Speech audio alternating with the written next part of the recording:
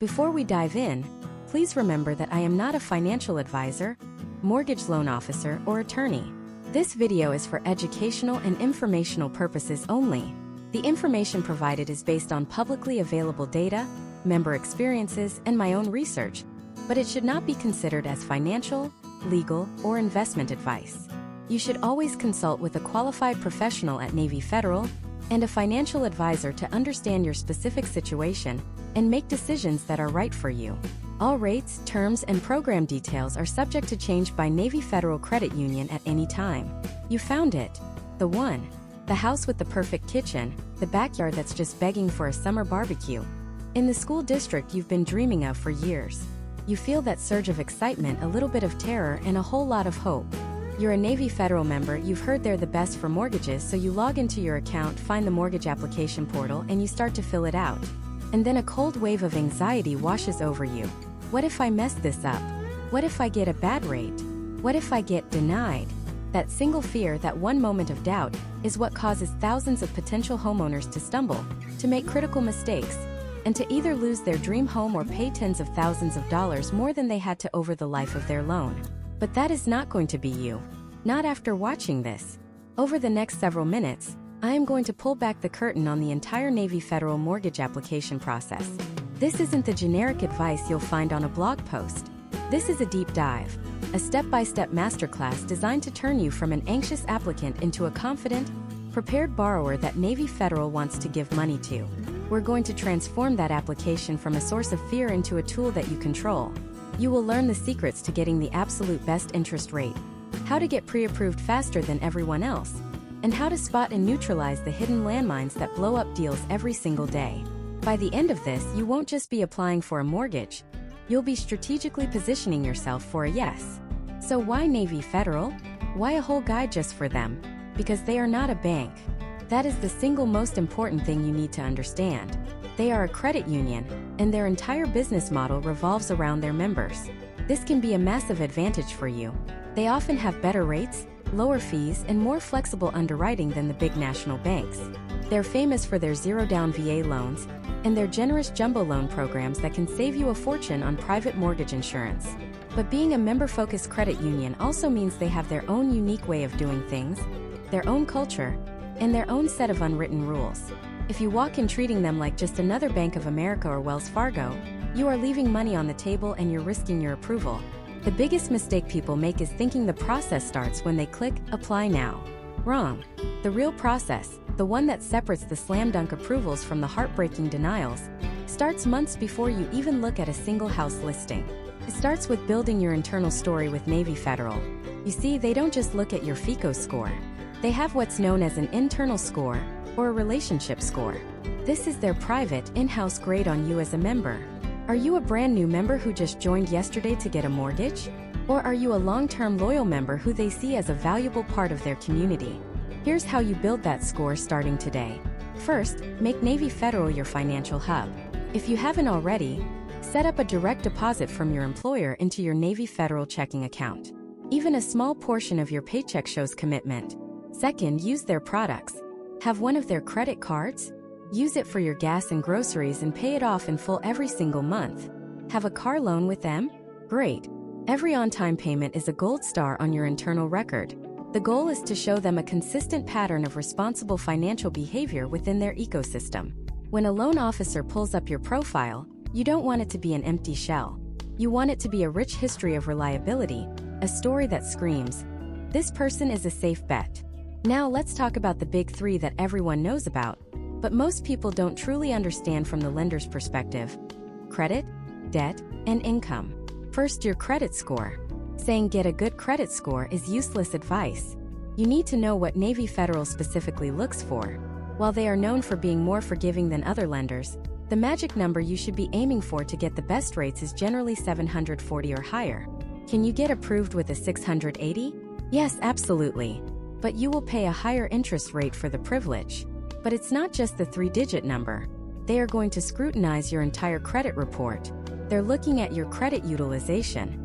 If you have credit cards that are maxed out, that is a massive red flag. Your mission, starting now, is to get every single credit card balance below 30% of its limit. Ideally, you want to get it below 10%. This one action alone can boost your score by 30, 40, even 50 points in just a couple of months. Next, they're looking for derogatory marks. Late payments, collections, charge-offs. If you have any late payments in the last 12 to 24 months, that's a problem. If you have active collection accounts, you need to handle them. For small medical collections, sometimes Navy Federal will overlook them, but for credit card or personal loan collections, you will likely need to pay them off or settle them before you can get approved.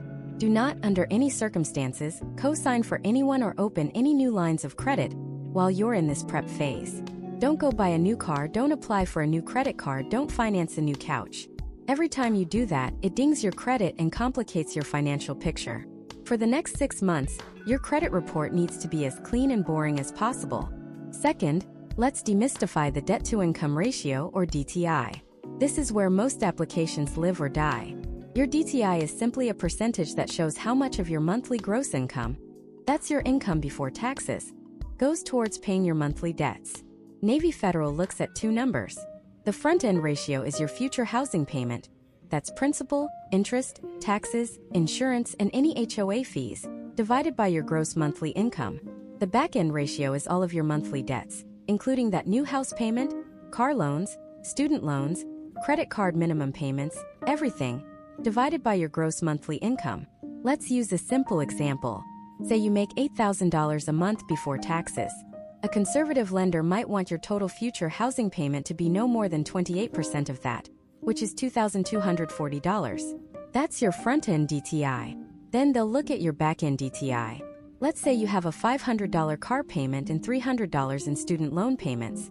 Your total debt would be the $2,240 for the house, plus the $500 car, plus the $300 student loan, for a total of $3,040. Divide that by your $8,000 income, and your back-end DTI is 38%. Now, here's another place where Navy Federal's flexibility can be a huge asset. While many conventional lenders have a hard stop at a 43% back-end DTI, Navy Federal has been known to go up to 45%, 50%, or in some rare cases even higher, especially for borrowers with high credit scores, significant cash reserves, and a long positive history with the credit union. This is where building that internal score pays off big time. But your job is to make their decision easy. Before you apply, calculate your own DTI. If it's high, you have 2 options. Decrease your debt or increase your income.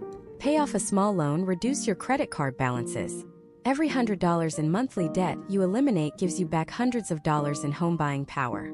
Finally, income and assets. You need to be prepared to document every single dollar you claim. This means you need 2 years of W-2s, your most recent tax returns, and at least your last 2 months of pay stubs. If you're self-employed or have variable income, get ready. You'll need 2 years of full tax returns, and they will average your income over those 24 months. You also need to show you have the money for your down payment and closing costs. This is called sourcing your funds. You can't just have $20,000 magically appear in your bank account a week before you apply. Lenders need to see that the money has been sitting in your account for at least 60 days. So, if your parents are giving you a gift for the down payment, you need to get that money into your account now, and you will need a formal gift letter from them stating that the money is a gift and not a loan. By focusing on these 3 pillars, building your internal relationship, cleaning up your credit, and mastering your DTI, you are doing 90% of the work before you even see the first page of the application. You are setting the stage for success. You are making yourself the kind of borrower they are excited to lend to. Now that your financial house is in perfect order, you're ready. You're ready to move from preparation to action. You're ready to get that pre-approval letter that makes you a powerful buyer in today's market. In the next part, we are going to walk through the pre-approval process on the Navy Federal website, screen by screen.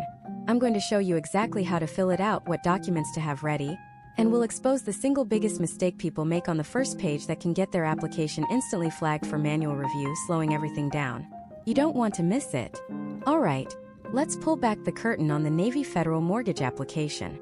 Before you even think about navigating to their website, I want you to stop and gather your documents. Think of this as your pre-flight checklist. Trying to fill out the application while scrambling to find paperwork is like trying to build a plane while it's taxiing down the runway. It's stressful, you'll make mistakes, and it's likely to end in a delay. So, here is your mission-critical checklist. Have these items scanned and saved in a dedicated folder on your computer. First, your last 30 days of pay stubs. Not 1, not 2, but all of them covering a full 30-day period. Underwriters look for consistency, and a complete set proves it. Second, your last 2 years of W-2s. For every job you held, if you worked 3 places in 2022, they need all 3 W-2s. This isn't optional. This is how they verify your annual income history. Third, your last 2 years of federal tax returns. All pages, not just the summary. They want to see every single schedule, every single form you filed with the IRS. This is especially critical if you're self-employed, have rental income, or receive bonuses or commissions. Your W-2 might say you earned $100,000, but if your tax returns show massive write-offs, your qualifying income could be a fraction of that. Fourth, your last 2, preferably 3 months of bank statements. For every single account you plan to use for this transaction. Checking, savings, money market, everything. And I mean all pages. Yes, even that blank page 7 of 8. If it has a page number, they need it. A missing page is an instant red flag for an incomplete file. Fifth, statements for any asset accounts. This means your 401k, your IRA, brokerage accounts, stocks, mutual funds. They need to see that you have the reserves and the financial stability to handle a mortgage. Sixth, a clear copy of your driver's license or other government-issued photo ID. Make sure it's not expired. It seems obvious, but you'd be shocked. And finally, if you're using a VA loan, you need your Certificate of Eligibility, or COE. You can get this through your eBenefits portal or ask Navy Federal to pull it for you, but having it ready just makes you look prepared and speeds everything up. Okay, you've got your document arsenal ready. Now we open the application. The first page is all about you. Personal information. Name, social security number, date of birth, current address. This is ground zero for the single biggest mistake that sends an application spiraling into manual review. It's not about lying or fraud. It's about a simple, innocent mistake of inconsistency. Here it is. The address you enter as your current address does not perfectly match the address on your driver's license, your pay stubs, and your bank statements. You might be thinking, that's it? That's the big secret. Yes, and let me tell you why it's a silent killer for your application's timeline. When you hit submit, your file doesn't go to a person first. It goes to a robot, an automated underwriting system, or AUS. This system is a powerful data matching engine. It takes the information you entered and cross-references it with the documents you'll upload and the data in your credit report. It's looking for one thing above all else: consistency. When the AUS sees that the address you typed on page 1 is, say, 123 Main Street, but your pay stub says 123 Main Street, your driver's license says 456 Oak Avenue because you just moved and haven't updated it, and your bank statement goes to a P.O. box, the system freezes. It sees 4 different data points for one critical piece of information. Can't make a decision. It can't verify your stability. So it spits out a big fat, refer to manual underwriter error. And just like that, you are out of the fast lane. Your application is now at the bottom of a pile on a human underwriter's desk. That underwriter is now forced to become a detective. They have to write up a condition, an official request, asking you for a letter of explanation to clarify why you have 4 different addresses. They'll need you to prove where you actually live, which might mean digging up utility bills or a signed lease agreement. This back and forth can add a week, sometimes 2, to your pre-approval time, all because of an address. So here's how you avoid it. Before you type a single word, pull out your driver's license, your most recent pay stub, and your most recent bank statement. Look at the address on each. The one you enter on the application needs to be your true, current physical residence. If that address doesn't match your supporting documents, you need to fix it before you apply. Go to the DMV and update your license. Log into your payroll provider and update your address. Call your bank. Get your ducks in a row so that when the automated system looks at your file, it sees a perfect, undeniable match. It sees stability. It sees a low-risk borrower. The same principle applies to your name. If your legal name is Michael, don't put Mike. If you have a suffix like Junior or the third, it must be on the application exactly as it appears on your legal documents. The machines are not smart enough to know that Mike and Michael are the same person. They see a mismatch and they flag it.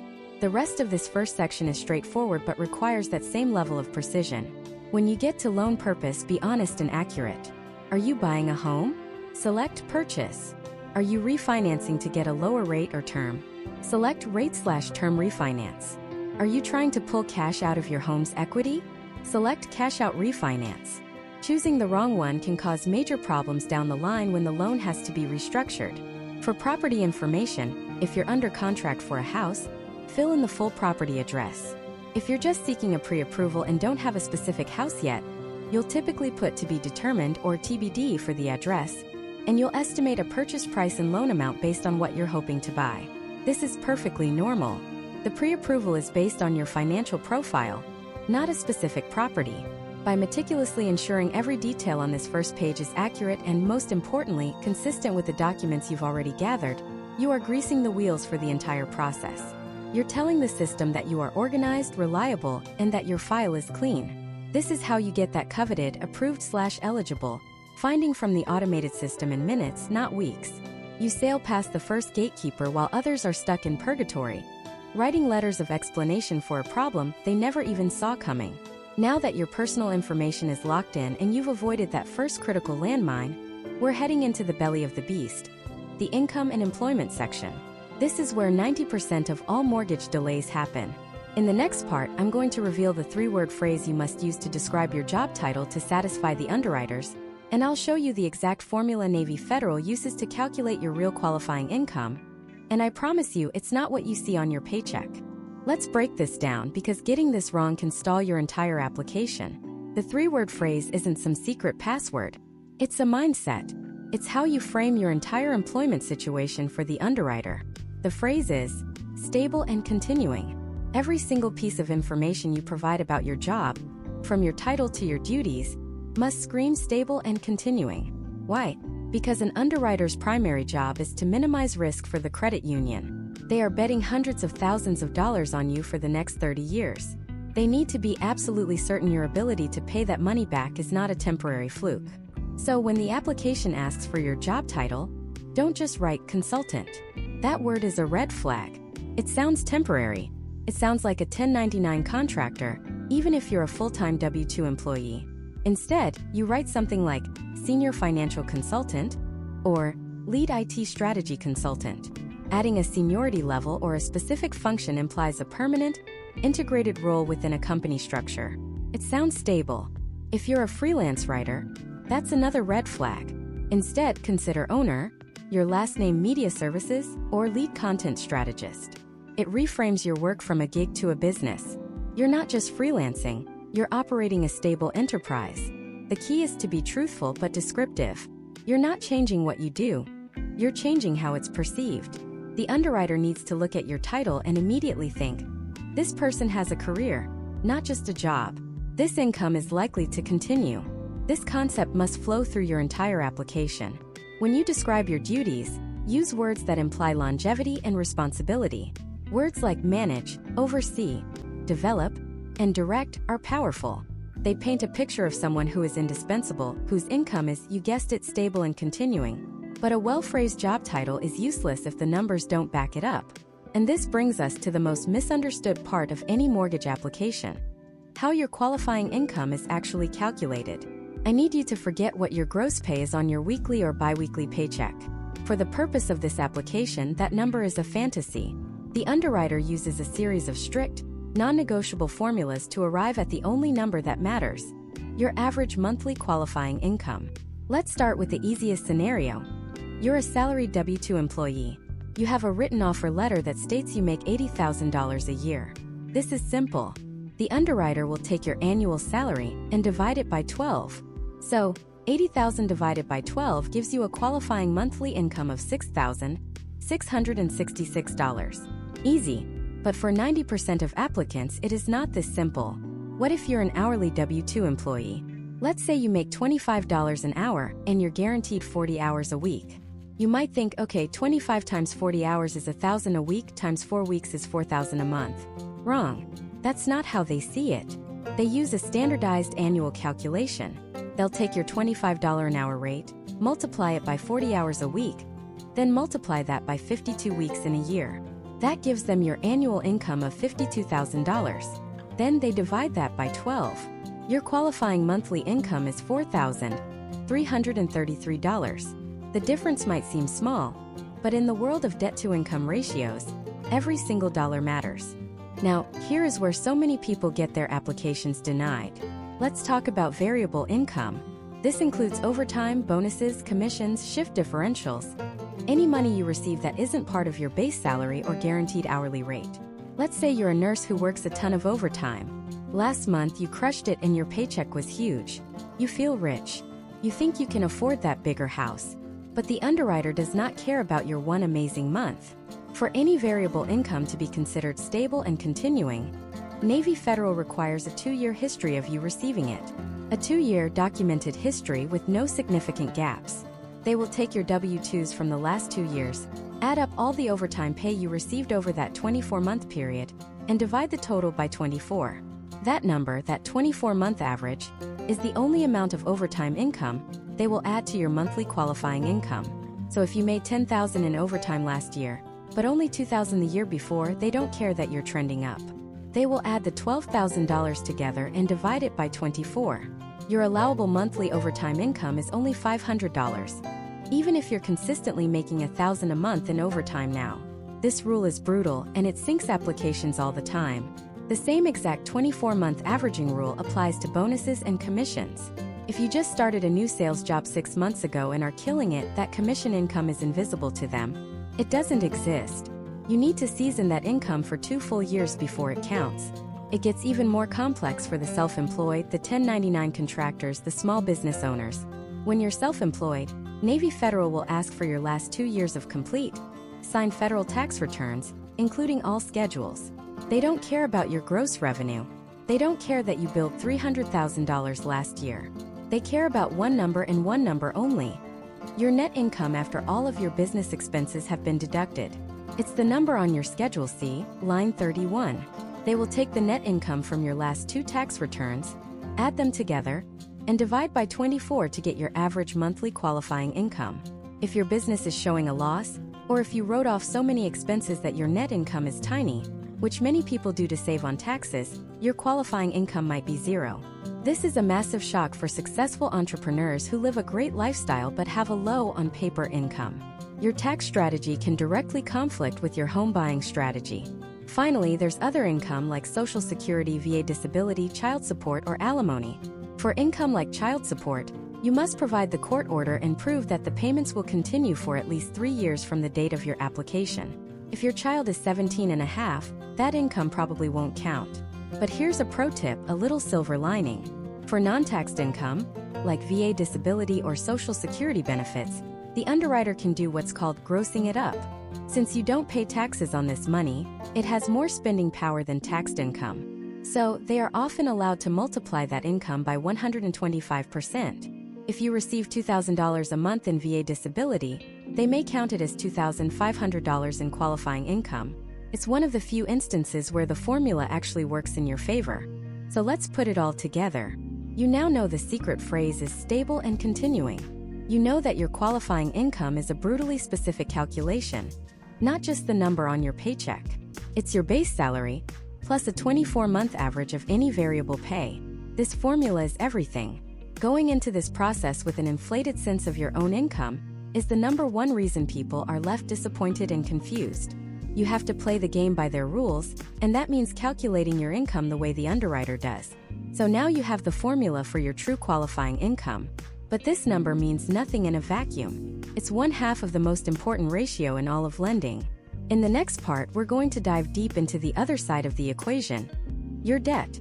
I'm going to show you the phantom debts that appear on your credit report that you don't even know exist, and reveal the one type of debt that Navy Federal absolutely despises, even if your credit score is perfect. Let's start with those phantom debts, because this is where perfectly qualified people get blindsided. The first and most common is the co-signed loan. Maybe years ago, you helped your son or daughter get their first car. You put your name on the loan to get them a better rate. They've made every single payment on time for 5 years. You haven't paid a dime. In your mind, it's not your debt. But in the eyes of a Navy Federal underwriter, that entire $500 a month car payment is 100% your monthly liability. It doesn't matter who actually pays it. If your name is on that loan, it counts against your debt-to-income ratio, full stop. Now, is there a way around this? Yes, but it requires work. You can't just get a letter from your son saying he makes the payments. That's not good enough. You need to provide the lender with 12 consecutive months of bank statements from the person who is actually making the payment, showing the funds coming out of their account. Not a joint account you share with them, their own separate account. Each statement must clearly show the payment being made on time every month for a full year. If you can produce that evidence, the underwriter can exclude the debt from your DTI. But if you can't, that phantom payment could be the very thing that prevents you from qualifying for the home you want. The second phantom debt is being an authorized user on someone else's credit card. It's a common strategy to build credit. Maybe your parents added you to their high-limit credit card when you were young. Now, that card has a $20,000 balance on it. Even if you never use the card, the minimum monthly payment required for that $20,000 balance, which could be $200 or more, is now showing up on your credit report and being counted against you. The underwriter sees your name associated with that debt and has to include it. The fix here is a bit simpler than a co-signed loan. You can either have the primary account holder remove you as an authorized user, which will take it off your credit report entirely within about 30 to 60 days. Or for a faster solution, you can get a signed letter from the primary cardholder stating that you are only an authorized user and are not responsible for the debt. Navy Federal will typically accept this and exclude the payment. Now let's talk about the debt that matters most: your total monthly obligations. An underwriter doesn't care if you pay your credit cards off in full every month.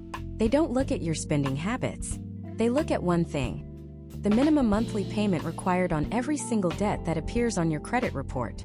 For installment loans like your car loan, a personal loan, or a student loan with a fixed payment, it's simple. They just take that payment amount directly from your credit report. If your car payment is $450, they count $450. But for revolving debt, like credit cards or a home equity line of credit, it's different. If you have a balance, they will typically calculate the minimum payment as 1% of the outstanding balance, or whatever the reported minimum payment is on the credit report.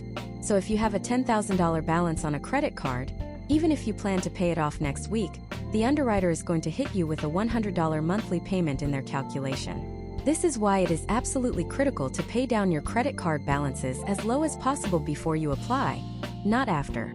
Get those balances to zero if you can. A zero balance equals a zero monthly payment in the DTI calculation. This brings us to the one type of debt that Navy Federal, and frankly all mortgage lenders, absolutely despises. It's not payday loans. It's not high-interest credit cards. It's not even a bankruptcy in many cases. The single most toxic debt you can have when applying for a mortgage is a federal tax lien, an unpaid debt to the IRS. Why is this so bad? Because the IRS gets to cut in line. A federal tax lien is what's known as a superior lien. That means if you were to default on your mortgage and the house goes into foreclosure, the IRS gets paid back before the mortgage lender. Navy Federal could lose hundreds of thousands of dollars. Lenders will not take that risk. An active, unresolved federal tax lien is an almost guaranteed deal killer. So what do you do if you have one? Are your homeownership dreams over? Not necessarily, but you must take specific, documented steps. You cannot just ignore it and hope it doesn't show up. It will. You need to contact the IRS and get on an official approved repayment plan. This isn't a handshake deal. You need the formal installment agreement in writing.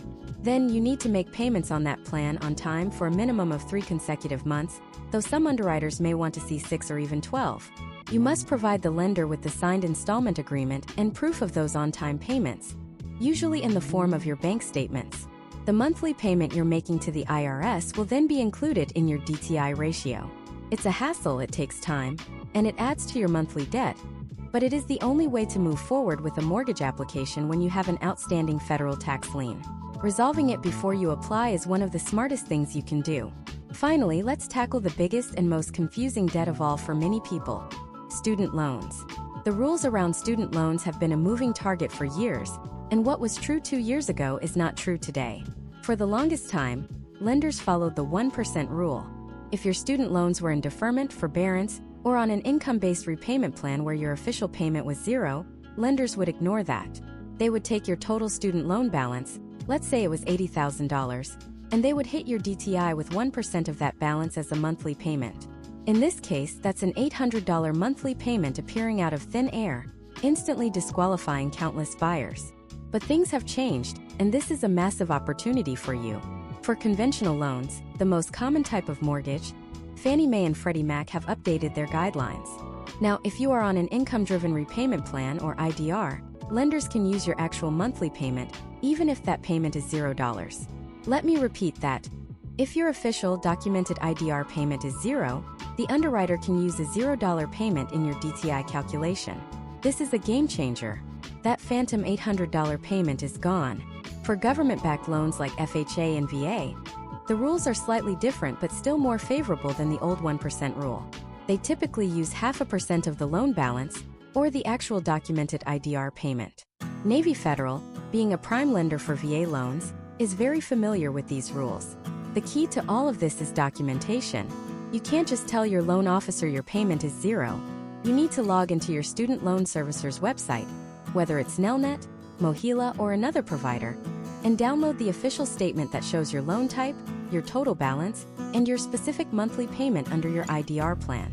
This single piece of paper can be the difference between getting approved and getting denied. If your loans are in a general forbearance, not a specific IDR plan, the lender will likely have to default back to using a percentage of the balance, which could hurt you. So, if you have student loans, your mission before applying is to get on the most favorable, officially documented repayment plan possible and have that paperwork ready to go. Don't let a misunderstanding of these new rules stop you from getting the home you deserve. Understanding how an underwriter views your debt is like having the answers to the test. It's not about being debt-free. It's about managing your debt in a way that fits within the lender's specific, rigid framework. Pay down those credit cards, gather your paperwork for any co-signed loans, and tackle any tax issues head-on. Because once you've cleaned up the debt side of the equation, we can turn our attention to the most important number in the entire process: your credit score. It's the 3-digit number that holds more power over your home buying journey than almost anything else. It's not just a number, it's the financial story you're telling. Navy Federal is their first and most important indicator of risk. It answers the one question every lender has: if we lend this person hundreds of thousands of dollars, how likely are they to pay it back on time? A high score screams reliable, responsible, safe bet. A low score whispers caution, potential trouble, higher risk. And in the world of mortgages, risk is everything. It dictates whether you get approved at all, and if you do, it determines the interest rate you'll be paying for the next 30 years. A few points difference in your score can mean tens of thousands of dollars in interest over the life of the loan. So yes, this number is a very, very big deal. So what's the magic number? What score do you need to have in your back pocket when you walk through Navy Federal's virtual doors? While there's no single universally published number, we can draw from decades of experience and data. Generally, for a conventional loan, you'll want to see a minimum score of 620. This is often the floor. Getting a loan with a 620 is possible, but it won't come with the best terms. Think of it as the minimum height requirement to get on the roller coaster. You're in, but you're in the back car. The sweet spot really starts to open up around a 680. At this level, you're seen as a much more solid borrower. More loan options become available, and interest rates start to get more competitive. But the real promised land, the place where you get the VIP treatment and the absolute best rates Navy Federal has to offer, is typically a FICO score of 740 or higher. A 740 plus score tells them you are an elite borrower. You're a sure thing, and they will compete for your business with their most attractive offers. Now, here's a critical piece of information that trips up so many people. The score you see on free apps like Credit Karma is almost certainly not the score Navy Federal will use. Those services typically show you a Vantage score. It's a great educational tool, but it's not the industry standard for mortgages. Mortgage lenders, including Navy Federal, use a specific FICO score model. In fact, they use older, more rigorously tested versions, usually FICO Score 2, FICO Score 4, and FICO Score 5. And it gets even more specific. They won't just pull your score from one credit bureau. They'll pull a tri-merge credit report, getting your score from all 3 major bureaus: Experian, Equifax, and TransUnion. Your 3 scores will almost always be slightly different. So which one do they use? They don't average them. They throw out the highest score, throw out the lowest score, and use the one in the middle. That middle score is your qualifying score. If you're applying with a co-borrower, they will do this for both of you and then use the lower of the 2 middle scores. This is why it's absolutely essential that both you and your co-borrower have your credit in top shape. So, how is this all-important number even calculated? It's not black magic. It's math. The FICO model is built on 5 pillars, and understanding them is the key to mastering your score. The first and most important pillar, making up a massive 35% of your score, is your payment history.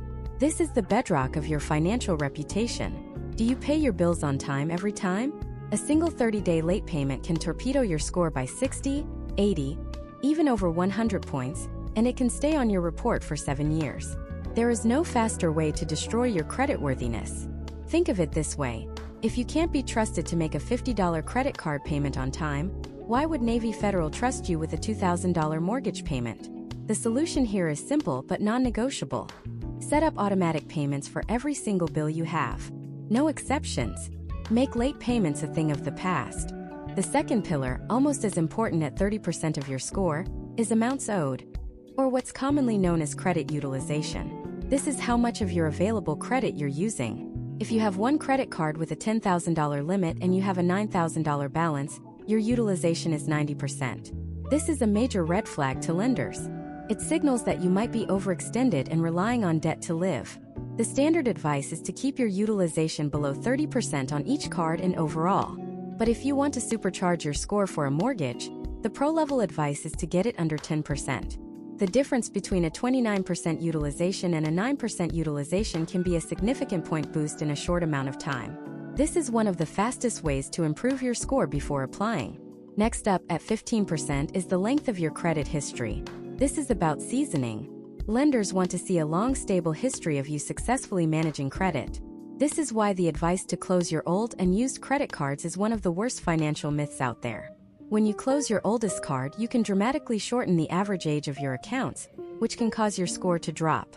That old no-fee card you got in college, even if it's just sitting in a sock drawer, is a golden asset. Keep it open, use it once every 6 months for a small purchase to keep it active, and pay it off immediately. The fourth pillar at 10% is your credit mix. Lenders like to see that you can responsibly handle different types of credit. This means a healthy mix of revolving credit, like credit cards, and installment loans like a car loan or a student loan.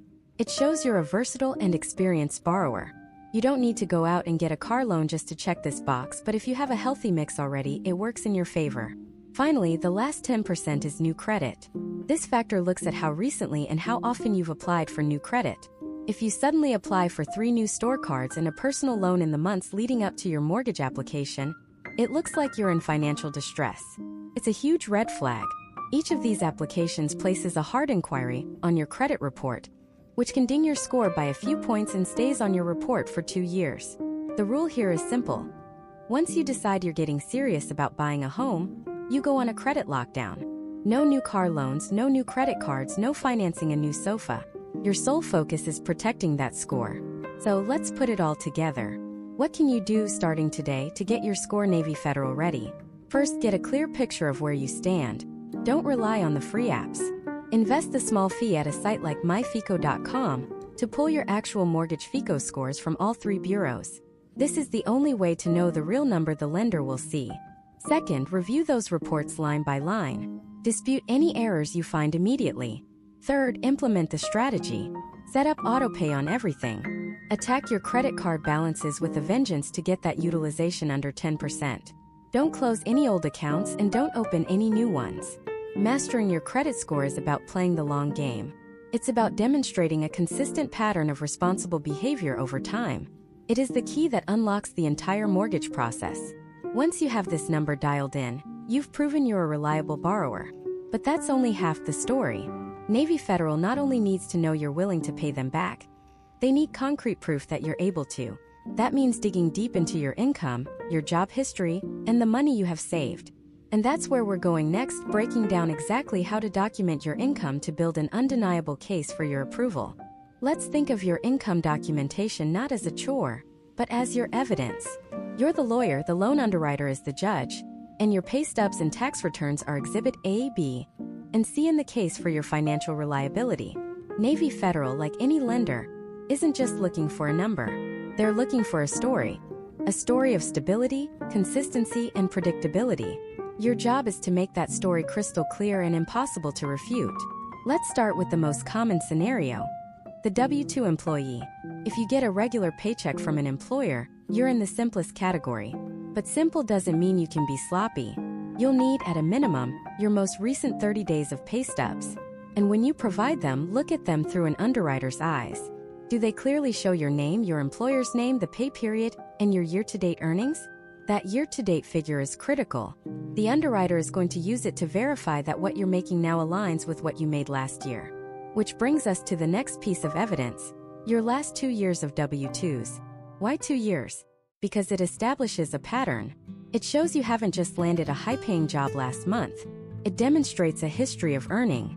If your income has been steady or increasing over those 2 years, fantastic. You're painting a picture of a reliable borrower.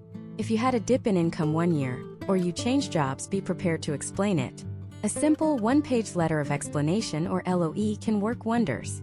In 2022, I was in a lower-paying role before receiving a promotion in January 2023, as reflected in my current salary. Boom. Question answered before it's even asked.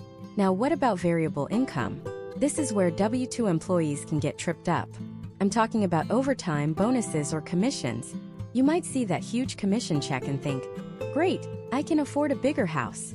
But the bank sees it and thinks, is that repeatable? To count this kind of income, lenders need to see a 2-year history of you receiving it. They'll take your last 2 years of W-2s and tax returns, add up all the variable income, and divide by 24 months to get a monthly average. If your bonus was a one-time thing, don't count on it being included in your qualifying income. The keywords are always stable and likely to continue. If you can prove that, you can use it. Okay, let's shift gears to my self-employed folks, the 1099 contractors, the small business owners. Take a deep breath. This is your moment to shine, but it requires a different level of preparation. Your income story isn't told through pay stubs, it's told through your tax returns. And this is the single biggest point of confusion for self-employed borrowers. The bank is not looking at your gross revenue. They are not looking at the total amount of money that came into your business. They are looking at your net income, after all of your business expenses and write-offs. Let me say that again because it's that important.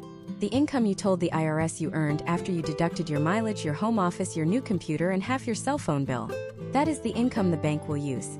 They will typically ask for the last 2 full years of your personal and business tax returns. All pages, all schedules. They will then take the net income from those 2 years, add it together, and divide by 24 to get your average monthly qualifying income. If you see a problem here, you're not alone. Many business owners are brilliant at minimizing their tax liability. But the very strategies that save you money on taxes can crush your chances of getting a mortgage.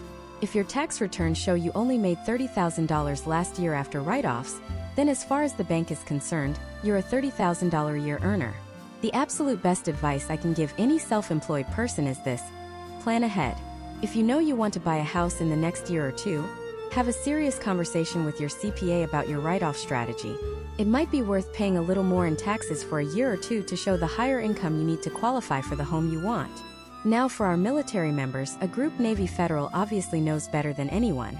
Your documentation is unique. Your primary document is your leave and earnings statement, the LES. This is your version of a pay stub, and it breaks down everything. The underwriter will look at your base pay, of course, but the real magic for military borrowers is in the allowances. I'm talking about your BAH, the basic allowance for housing, and BAS, the basic allowance for subsistence. Here's the critical piece of information. These allowances are non-taxable. Why does that matter? Because lenders can gross up non-taxable income. Since you don't pay tax on it, it's worth more than $1 of taxable salary. A lender might be able to treat your $3,000 a month wage as if it were $3,500 or even $3,700 of regular income. This can significantly boost your buying power. You'll also need to provide documentation for any other specialty pay like flight pay, sea pay, or hazard pay. And just like with civilian bonuses and overtime, they'll want to see a history to prove it's stable and likely to continue. If you have orders showing an upcoming permanent change of station, or PCS, provide those up front. It helps them understand your future housing situation. Finally, let's cover the catch-all category of other income. This could be Social Security, disability, retirement or pension income, child support, or even rental income from an investment property. The rule for all of these is the same. You must prove it's stable, reliable, and likely to continue for at least the next 3 years. For Social Security or disability, you'll need the award letter from the governing agency. It will state the amount you receive and the duration. For retirement or pension income, you'll provide statements from the source, like your 1099 or tax forms. Child support or alimony can be a bit trickier. You can't just say you receive it. You'll need to provide a copy of the divorce decree or court order stating the amount and duration. Crucially, you'll also need to provide proof that you've been receiving it consistently, usually through bank statements showing the deposits for the last 6 to 12 months. If your ex is inconsistent with payments, the bank won't count that income. And for rental income, get ready for more tax returns. The lender will want to see your Schedule E from your federal tax return, which shows your rental income and expenses. They typically will only use 75% of your gross monthly rent to account for vacancies and maintenance, and they'll subtract your monthly mortgage, insurance, and tax payment on that property to arrive at your net rental income. No matter your income source, the guiding principle is this: be organized, be thorough, and be proactive. Don't just dump a pile of documents on your loan officer. If you have multiple jobs, complicated tax returns, or anything even slightly out of the ordinary, type up a simple letter of explanation. Think of it as the cover letter for your financial resume. You're not making excuses, you're providing clarity. You're connecting the dots for the underwriter so they don't have to guess. By meticulously documenting every dollar you earn, you're removing all doubt. You're transforming your application from a question mark into an exclamation point. But your income, the money coming in, is only half of the financial equation. The other half is your assets, the money you already have. This is your down payment, your closing costs, your cash reserves. And the way you document this money, the story your bank statements tell, can be the difference between a smooth closing and a last-minute denial. There are hidden landmines in those statements that can blow up your entire application, and we're going to uncover every single one of them. So let's start with the most common one, the one that trips up more people than anything else: the large undocumented cash deposit. Imagine this. You've been saving diligently. Your parents, seeing you're serious about buying a home, decide to help. They hand you a check, or worse, $10,000 in cash for your down payment. You're ecstatic. You run to the bank and deposit it. In your mind, you've just taken a huge step closer to your dream home. But in the underwriter's mind, a giant red siren just started blaring. They don't see a loving gift from your parents. They see a mystery. Where did this money come from? Is it a loan you're not disclosing? If it's a loan, that's an undiscovered debt that has to be factored into your debt-to-income ratio. And it could be the very thing that pushes you over the edge into a denial. Or, and this is the big one they're trained to look for, could it be illicit funds? Lenders are legally required to source all large deposits to comply with anti-money laundering laws. An unsourced, large cash deposit is the biggest red flag in the book. So what constitutes a large deposit? There's no single magic number, but a general rule of thumb is any single, non-payroll deposit that's more than 50% of your total monthly gross income. Some underwriters are even more strict. So if you make $6,000 a month, a single $3,000 deposit from an unknown source is going to require a full investigation. This is where the concepts of sourcing and seasoning come into play. Sourcing means proving where the money came from. For a gift, this isn't just a note scribbled on a napkin that says, "From Mom." You will need a formal gift letter, signed by the person giving you the money, explicitly stating that the funds are a gift and not a loan that requires repayment. Navy Federal will provide you with the exact form to use. But that's not all. You'll also need to provide their bank statement, showing the money leaving their account. You have to create an undeniable paper trail from their account straight into yours. Seasoning means the money has been sitting in your account for a certain period, typically at least 60 days, which is why lenders ask for 2 months of bank statements. If that $10,000 from your parents has been in your checking or savings account for 3 or 4 months, it's considered seasoned. It's now part of your established financial pattern, and the lender is less likely to question it. The takeaway here is crucial. If you anticipate receiving a gift for your down payment, get it into your account as early as possible, long before you even apply for the mortgage. And get that gift letter signed the moment you receive the funds. Don't wait. The next landmine is the overdraft or NSF fee, non-sufficient funds. Think of your bank statement as your financial resume. It's a 60-day performance review of how you manage your money. An overdraft fee is like a giant, glaring typo right on the first line. It tells the underwriter that you struggle to manage your cash flow. It suggests you might be living too close to the edge. Even if you have a high income and great credit, frequent overdrafts can signal financial instability. One single NSF fee might be explainable with a good letter of explanation. Maybe a bill auto-drafted on the wrong day. But a pattern of them, 2, 3, 4 in a 2-month period, that can be a deal killer. It fundamentally undermines the lender's confidence that you can handle the new, much larger responsibility of a monthly mortgage payment.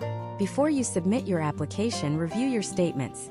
If you see any NSF fees, be prepared to write a damn good letter of explanation. And from this moment forward, track your balance like a hawk. Now let's talk about something more subtle. Unexplained, regular payments. The underwriter isn't just looking at money coming in. They're scrutinizing money going out. Do you have a recurring $250 Venmo payment to the same friend every month? Or a regular transfer to a name they don't recognize? To you, that might be you paying your buddy back for season tickets, or your share of a group vacation. To an underwriter, it looks like an undisclosed monthly loan payment. It's another potential debt that isn't showing up on your credit report. They will ask you about it. You'll have to provide a letter of explanation, and you might even need your friend to sign a statement confirming it's not a loan. It's an avoidable headache. The same goes for payments to businesses. If you're paying a company monthly that looks like a finance company but isn't on your credit report, they're going to dig into it. The golden rule is that every significant, recurring transaction needs to have a logical explanation that aligns with the rest of your financial profile. This brings us to the fourth landmine: massive balance swings. Let's say you get paid on the 1st of the month, and your account balance jumps to $8,000. But by the 25th of the month, you're down to $200. Then you get paid again and it shoots back up. This kind of volatility, even without overdrafts, can make an underwriter nervous. It paints a picture of someone living paycheck to paycheck with no real cash buffer. They want to see stability. They want to see a consistent, healthy average daily balance. An account that shows a steady, gradually increasing balance looks far stronger than an account that's on a financial roller coaster every single month. This is about demonstrating responsible financial habits over time. It shows you're not just making money, you're managing money, which is exactly what they're betting on you to do for the next 30 years with their mortgage. Finally, let's talk about the absolute no-go zones. Deposits from unacceptable sources. This is where people trying to pull a fast one get caught. Did you take a cash advance from your credit card and deposit it into your checking account to make your balance look better? The underwriter will see it. It will be coded as a cash advance on your credit card statement, which they may also ask for. And it's a massive red flag that you're relying on high-interest debt to stay afloat. The same goes for deposits from payday loan companies. This is considered a financial cry for help and is almost always an instant disqualifier. Be very careful with deposits from third-party payment apps as well. A deposit from Zelle or Venmo that says for dinner is fine. A $10,000 deposit that says for house is the same as a cash deposit. It needs to be sourced, seasoned, and explained. So, how do you navigate this minefield? You start today. For the next 60 to 90 days before you apply, treat your bank accounts as if they are already under the microscope. First, stop moving large amounts of money around between accounts. It just creates a confusing paper trail that you'll have to explain. Keep it simple. Second, document everything. If you sell your old car for $5,000 cash, don't just deposit the cash. Deposit it with a copy of the signed bill of sale and a copy of the title transfer. Create the paper trail yourself. Third, if you have any overdrafts, figure out why they happened and make sure they never happen again. Set up balance alerts on your phone. Fourth, for 60 days, try to live well below your means to increase your average daily balance and show a pattern of saving, not just spending. Cleaning up your bank statements is one of the single most powerful things you can do to ensure a smooth underwriting process with Navy Federal. It's about proactively telling a story of financial responsibility and stability. You're showing them, not just telling them, that you are a reliable, low-risk borrower. You're removing every single question mark before they even have a chance to ask the question. You've done the work. Your credit is solid. Your income is verified. And now your bank statements are pristine, telling the story of a perfect borrower. The underwriter has given you the green light on your personal finances. But this is a mortgage. It's a two-part equation. They're not just approving you, they're approving the property. The focus now shifts from your paperwork to the physical bricks and mortar of the house you want to buy. The next hurdle is the home appraisal. And it's where the bank sends out their own expert to decide what your dream home is actually worth. And this is where so many deals fall apart, not because of what the appraiser finds, but because of the critical mistakes buyers and sellers make in the days leading up to that visit. What the bank decides the house is worth and what you agreed to pay for it can be two terrifyingly different numbers, and one wrong move can blow up the entire negotiation. Let's call this moment the great decoupling. It's the point where the emotional value you've placed on a home collides with the cold, hard, data-driven reality of the market. The appraiser is not your friend. They are not the seller's friend. They work for the lender, in this case Navy Federal, and their sole job is to protect the bank's investment. If Navy Federal is going to lend you hundreds of thousands of dollars, they need to be absolutely certain that the asset they're securing that loan against, the house itself, is actually worth that much. If you default on the loan, the bank has to sell the house to get its money back.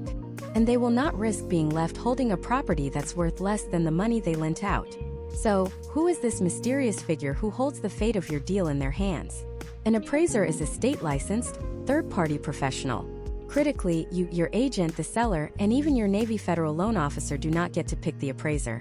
To prevent any undue influence or collusion, federal law mandates that lenders like Navy Federal must use an appraisal management company, or AMC.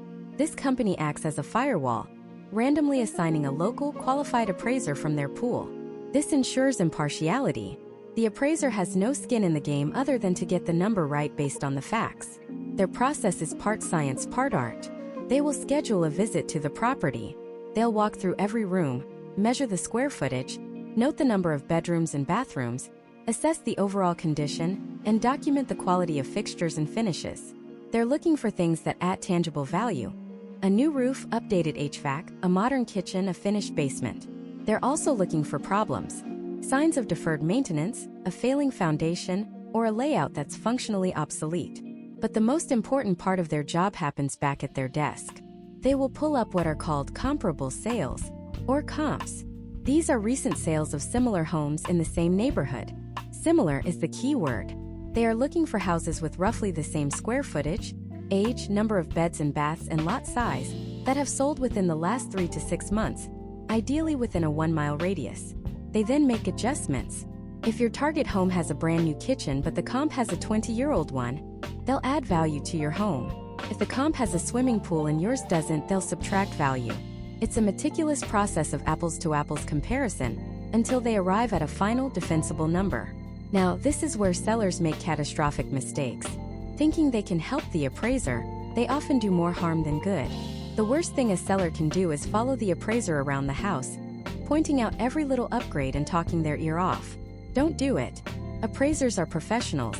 They know what to look for, and being shadowed is often seen as an attempt to improperly influence their judgment. However, a smart seller can and should prepare. First, ensure the house is clean and accessible. If the appraiser can't get into a room because it's full of boxes, they might just assume the worst about its condition. Second, take care of the small stuff. A dripping faucet, a cracked window pane, a burnt-out light bulb. These things might seem minor, but they collectively signal neglect and can chip away at the perceived value. The single most effective thing a seller can do is prepare a small professional packet for the appraiser. This isn't a sales pitch. It's a fact sheet. On a single page, list any major improvements made in the last 5 years, with dates and costs if possible. New roof in 2022? List it. New water heater in 2023? List it. Kitchen remodel in 2020? List the cost.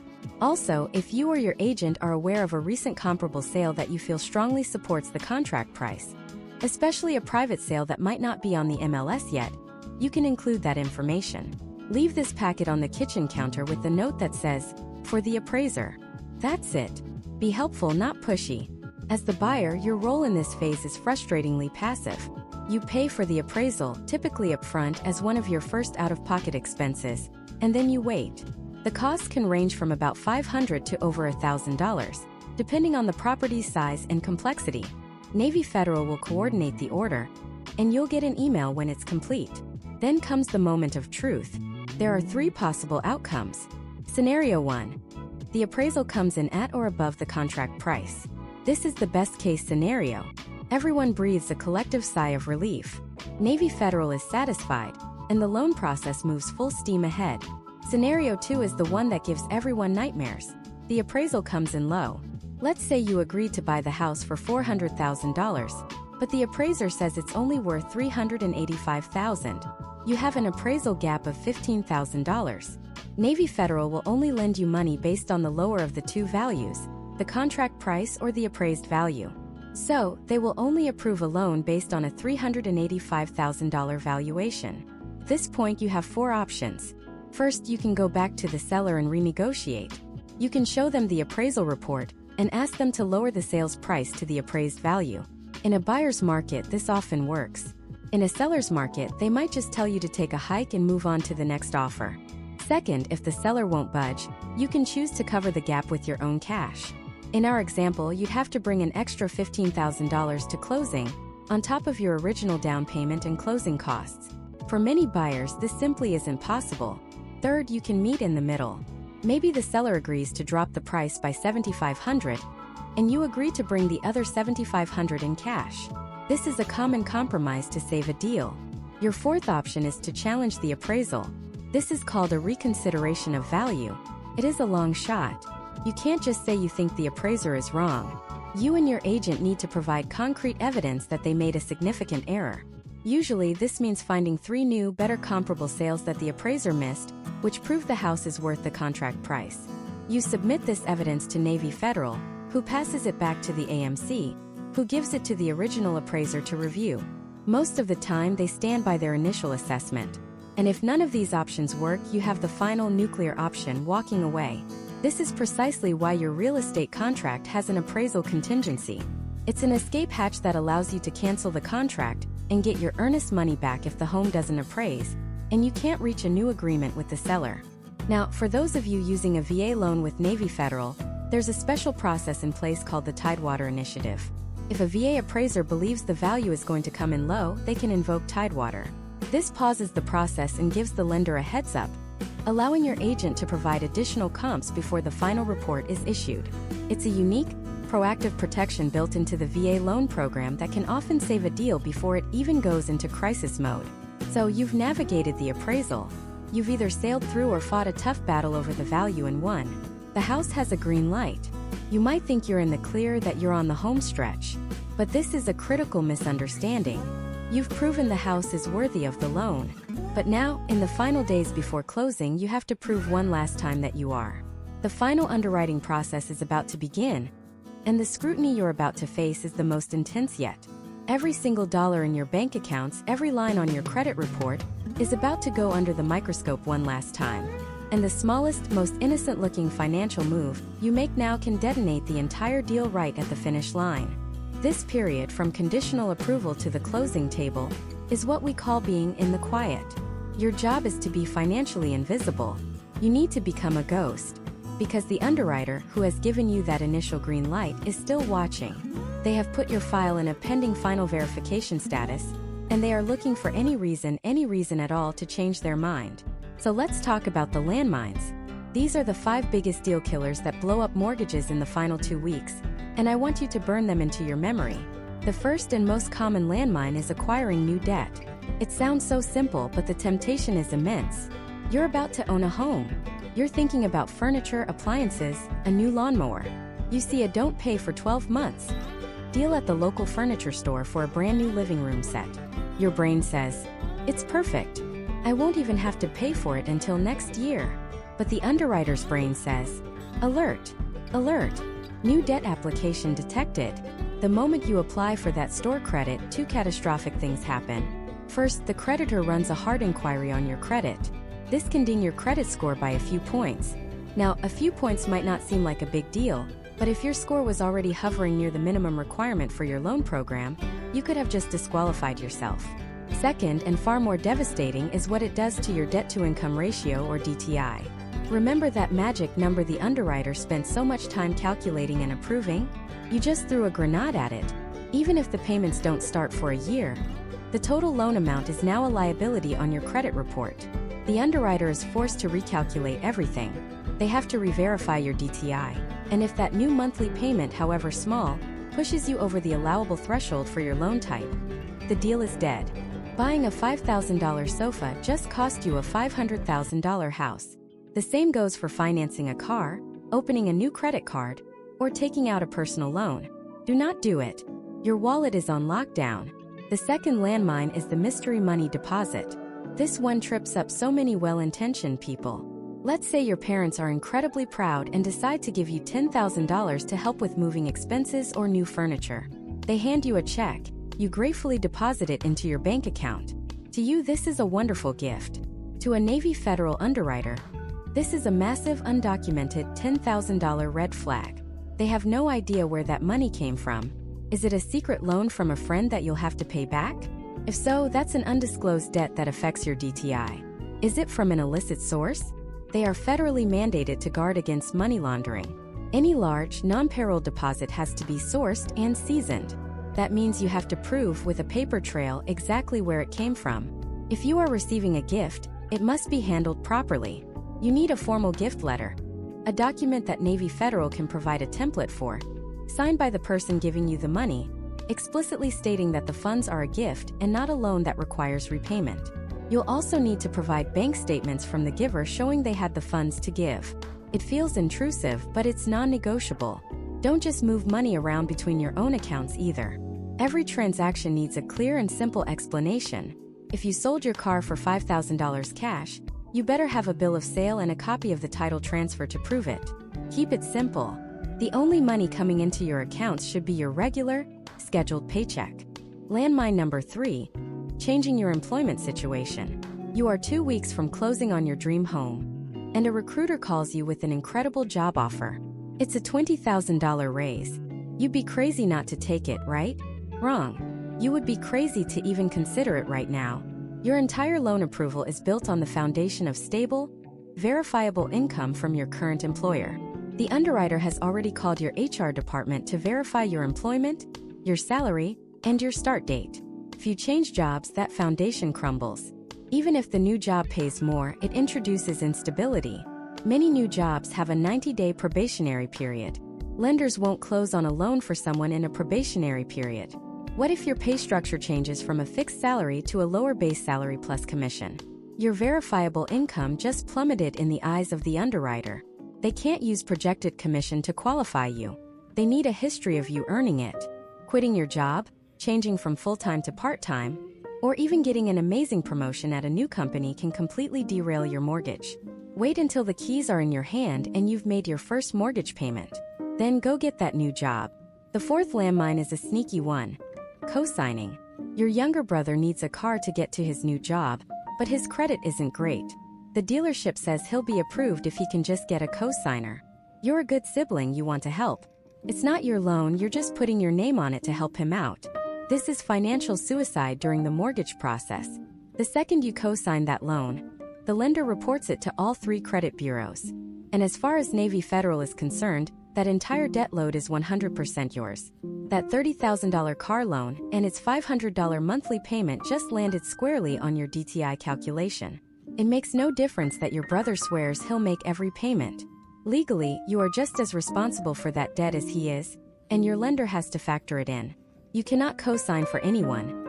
Not for a car, not for a student loan, not for a credit card, until after you close on your house. Finally, landmine number 5. Paying your bills late. This should be the most obvious, but in the stress and chaos of preparing to move, things can slip through the cracks. You miss a credit card payment by a few days. No big deal, you'll just pay the late fee. It is a very big deal. A payment that is 30 days or more late gets reported to the credit bureaus and can drop your credit score by 50 to 100 points overnight. An approval can be instantly revoked for that kind of change. Set every single one of your bills, car payments, student loans, credit cards, everything on autopay right now. Don't even give yourself the chance to forget. Because here's the critical piece of information that ties all of this together. Navy Federal, like every lender in the country, performs a final verification of everything just before you get to the closing table. Usually 24 to 72 hours before you're scheduled to sign the papers, they will do a soft pull of your credit. A soft pull doesn't affect your score, but it shows them everything they need to see. It will show them that new furniture store credit account. It will show them the hard inquiry from the auto loan you co-signed for. It will show them the 30-day late payment on your Visa card. At the same time, someone from the processing or underwriting team will be placing one last phone call to your employer's HR department with a simple question. Does Jane Doe still work there? And is her pay status the same? This is the final exam and it's not open book.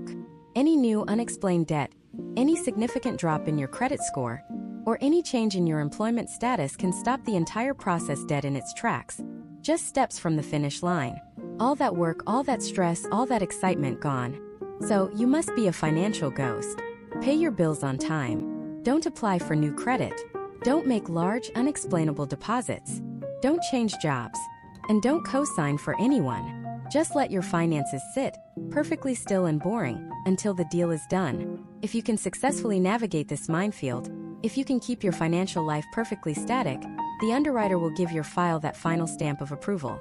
And you will receive an email or a phone call with 3 of the most beautiful words you will ever hear in this process. Clear to close.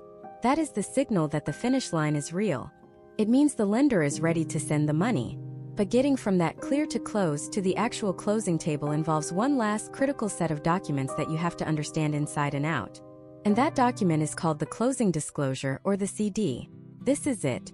This is the final legally binding breakdown of your entire mortgage loan. It's the grand finale, the final receipt for the biggest purchase of your life. And federal law mandates that you receive this document at least 3 full business days before you are allowed to sign your final loan papers. This isn't a suggestion, it's the law. It's called the 3-day rule. And it is your single greatest protection at this stage of the game. It's designed to prevent lenders from surprising you with last-minute fee changes at the closing table. It gives you time to breathe, to review, and to question everything. When that email from Navy Federal arrives with the subject line, "Your closing disclosure is ready," your heart is going to skip a beat. Open it immediately. Your mission, which you absolutely must accept, is to compare this document line by line against the last loan estimate you received. They should be almost identical. If they are not, you need to pick up the phone and call your loan officer immediately. Let's break down this 5-page behemoth, because it's not as scary as it looks. Page 1 is your summary. It's the 30,000-foot view. At the very top, you'll see the closing date, the property address, and your names. Check them. Typos can cause massive headaches. Then you'll see the core of your loan, the loan amount, the interest rate, and your monthly principal and interest payment. Does the interest rate match what you locked in? Is the loan term correct, 30 years, 15 years? Below that, you'll see your projected payments. This is critical. It shows not just your principal and interest, but also your estimated escrow payment for property taxes and homeowner's insurance. This is your total pity payment, the actual amount that will leave your bank account each month. Make sure this number feels right. But the most important number on page 1, the one your eyes will gravitate to, is in the bottom right corner. Cash to close. This is the exact dollar amount you need to bring to the closing table. It's your down payment plus your closing costs, minus any credits you're receiving, like your earnest money deposit or seller contributions. This number is the culmination of everything. It needs to be perfect. Now flip to page 2. This is the nitty-gritty, the itemized receipt. It's called the closing cost details. It's broken down into columns of what the lender is charging, what third-party services are charging, and what prepaid items are required. You'll see the appraisal fee you already paid, the credit report fee, the flood certification fee. You'll see title insurance fees, which protect you and the lender from any ownership claims on the property. You'll see recording fees paid to the county to make your ownership official. Go through this with a fine-tooth comb. Compare it to your loan estimate. By law, most of these lender fees cannot increase at all. Others have a 10% tolerance. If you see a brand new fee you've never heard of, or a fee that has ballooned in price, you need to raise the red flag.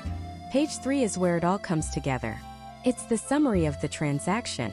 It shows a column for your debits, the things you owe like the sales price, and a column for your credits, the things that are paid for you like your loan amount and your earnest money. At the bottom of this page is the final calculation that produces that cash to close number from page 1. It literally shows the math. This is your chance to be the accountant on your own deal. Did they credit you for the $5,000 in earnest money you put down? Did they credit you for the $3,000 the seller agreed to pay towards your costs? If these credits are missing, your cash to close will be wrong, and you'll be on the hook for thousands of extra dollars. Check the math. Trust me, check the math. Once you've reviewed every single line on the closing disclosure and confirmed it's accurate, you'll electronically sign it. This doesn't mean you're closing the loan. It just starts that mandatory 3-day clock. During these 3 days, you'll be doing 2 very important things. First, you'll be arranging the funds for your cash to close. Navy Federal will give you specific wiring instructions. You will need to take these instructions to your bank to initiate a wire transfer. Do not use a personal check. Do not bring a briefcase of cash. It must be a wire transfer or, in some cases, a cashier's check. And a word of warning, a critical warning. Wire fraud is rampant in real estate. Scammers will try to email you fake wiring instructions. You must verbally confirm the wiring instructions with Navy Federal or the title company over the phone using a number you know is legitimate, not one from an email. I repeat, you must verbally confirm the instructions before sending a single dollar. The second thing you'll do is the final walkthrough. This is your last chance to visit the property before it's officially yours. You're not there to critique the paint color. You're there to confirm the property is in the same condition it was in when you made the offer. You're checking that the seller has moved out, that no new damage has occurred, and that any agreed-upon repairs have actually been completed. Turn on every light switch. Run every faucet. Flush every toilet. Turn on the HVAC system. If the seller was supposed to leave the refrigerator and it's gone, you need to know that before you sign the papers. Do not skip the final walkthrough. And then it's closing day. The day you've been working towards for weeks, maybe months. You'll go to the office of a title company or an attorney. You'll need your government-issued photo ID and a hand ready to sign. You'll be sitting at a table with a closing agent, a neutral third party, and possibly your real estate agent. The seller might be there, or they might sign separately. In front of you will be a stack of documents an inch thick.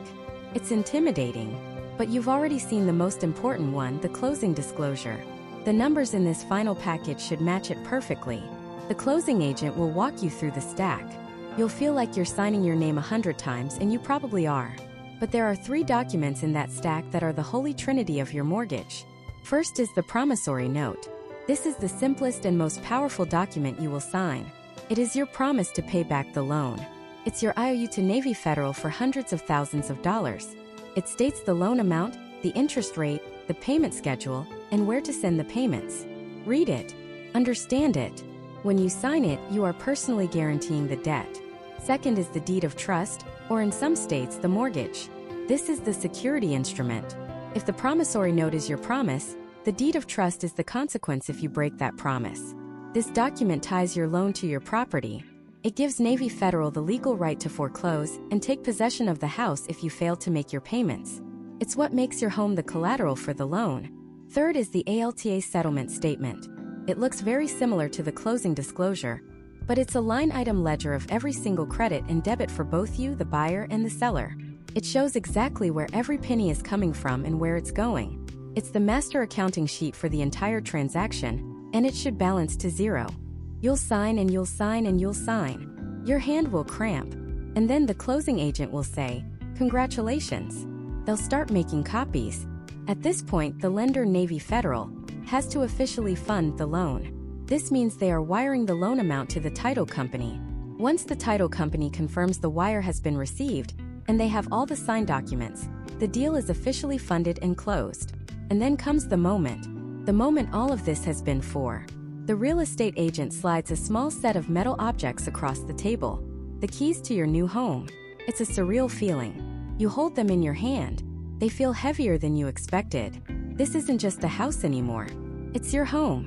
Every application form, every bank statement, every phone call, every bit of stress and anxiety led to this single, quiet, monumental moment. You did it. You navigated the labyrinth of the mortgage process, from that first pre-approval to this closing table. You've unlocked not just a door, but a new chapter of your life. And that feeling right there is worth every single signature.